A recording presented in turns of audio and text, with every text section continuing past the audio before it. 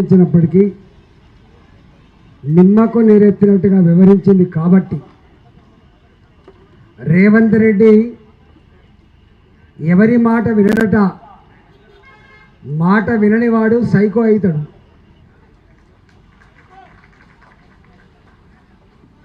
ప్రజల్ని ఏడ్పించుకొని ప్రజల్ని ఏడ్పించేవాడు, ప్రజల్ని ఏడ్పించి ఆనందం పొందేవాడు శాడిస్ట్ అవుతాడు.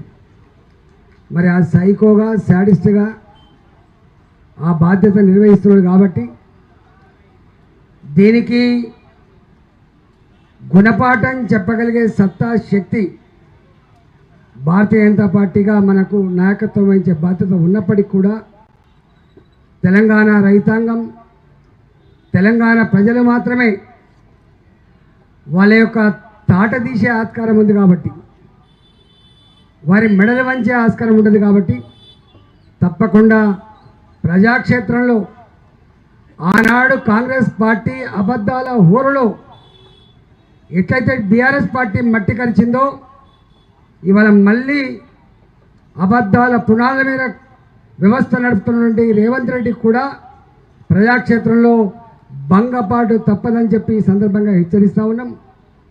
మా మీద ప్రెస్ మీట్లు పెట్టి మరీ చెప్తున్నారు, కానీ మీరు మీ అంతరాత్మ సాక్షిగా మీరు ఆలోచన చేసి మాట్లాడండి తప్ప ఏది పడుతుంది నీ ముఖ్యమంత్రి మెప్పు కోసమో నీ ముఖ్యమంత్రి గారు ఆదేశాలు ఇస్తే పలికే చిలక పలుకులు మీ మీ గౌరవాన్ని తగ్గిస్తాయి తప్ప మీ గౌరవాన్ని పెంచాయని చెప్పి నేను మనవి చేస్తా ఉన్నా.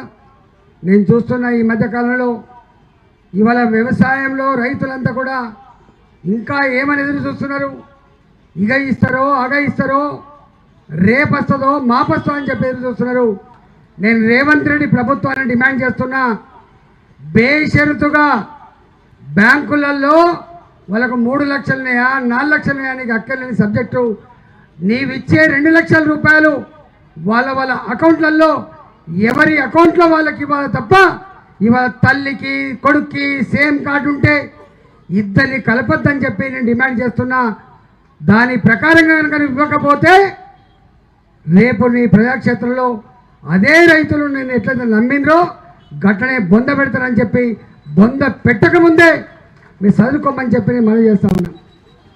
ఇక రేపో మాపో ఎల్లుండి 3వ తారీఖు నాడు మళ్ళీ ఒక ధర్నా ఉంది, ఇక్కడ రింగ్ రోడ్ ధర్నా ఉంది, దాని గురించి అదే రోజు చెప్తాం. మళ్ళా అదేవిధంగా నిన్న కోర్టు ఒకవేళ సిగ్గుంటే ఇవి కలెక్టర్ అన్న మాటలు కాదవి, ఎంఆర్ఓ అన్న మాటలు కావవి, ఐపీఎస్ ఆఫీసర్నో ఐఏఎస్ ఆఫీసర్లు అన్న మాటలు కాదు. స్ట్రేట్గా ఈ హైడ్రా రేవంత్ రెడ్డి మదిలో పుట్టినటువంటి తనకి ఇష్టమైన పుత్రిక అని చెప్పి చెప్పుకుంటాడు. Brain child Revanth Reddy, brain child HYDRAA. Revanth Reddy brain child Musi ప్రక్షాళన కాబట్టి ఇవాళ ఆ రెండిట్లో అధికారులే రోజొక స్టేట్మెంట్ ఇస్తున్నారు. ఈ కూల్చివేత నాకు సంబంధం లేదు, ఈ మూసి ప్రక్షాళన నా నిర్ణయం కాదు. ఏ అధికారిని అడిగినా కూడా తప్పించుకునే స్థాయికి వచ్చిందంటే అది ఎంత పేలవంగా ఎంత ప్రజాక్షేత్రంలో ఏవగించబడుతుందో అర్థమవుతుంది. కాబట్టి హైకోర్టు వేసిన మొట్టకాయలు ఇవాళ ఆఫీసర్లు కాదు నేరుగా రేవంత్ రెడ్డికి తగిలింది. కాబట్టి నిజంగానే కనుక నీకు నిజాయితీ ఉంటే, ప్రజల మీద ప్రేమ ఉంటే, చట్టం మీద నమ్మకం ఉంటే రాజీనామా చేయాలి.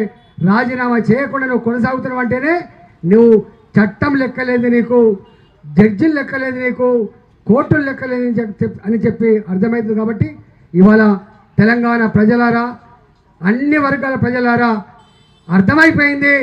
ఒడ్డెక్కేదాకా ఓడమల్లప్ప, ఒడ్డెక్కినాక బోడమల్లప్ప. ఆనాడు అమెరికాలో మాట్లాడినట్టుగా మోసగించే వాళ్ళనే తెలంగాణ ప్రజలు నమ్ముతారని చెప్పి అయితే మాట్లాడినావో ఇవాళ మా ప్రజలు మోసగించబడుతుండొచ్చు, కానీ పదే పదే